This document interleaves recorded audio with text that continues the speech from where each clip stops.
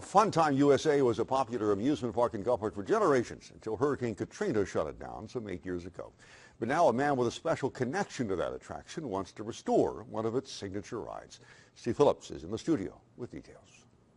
Countless Coast families and visitors have fond memories of Funtime USA. Ray O'Neill was the longtime manager and then owner of that attraction.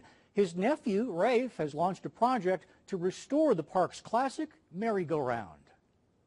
That's incredible. But that's what I want her to look like when she's done. Rafe O'Neill wants to rebuild the classic carousel that was a centerpiece at Funtime USA. 3 dozen painted aluminum horses have been in his shed for years. They're all here, and they're ready to come out of retirement. O'Neill remembers riding the rides for free since his uncle owned the place. It was also his first job during high school and college. Everyone he talks with, it seems, has a Funtime memory. I've either been to Funtime or worked at Funtime, and my cousin worked at Funtime. It was the greatest summer of my life, and there's such a love for the place still after all these years. It's something I think that we need to preserve as much of as we can. The merry-go-round was built in the 1950s by the Allen Herschel Company, a premier creator of classic carousels.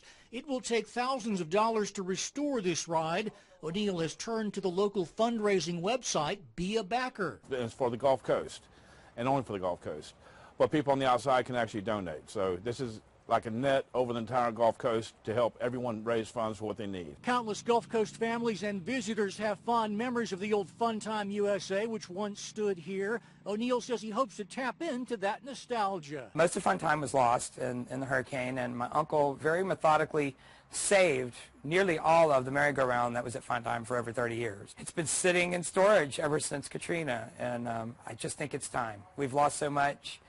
I just think it's time to bring a little joy back.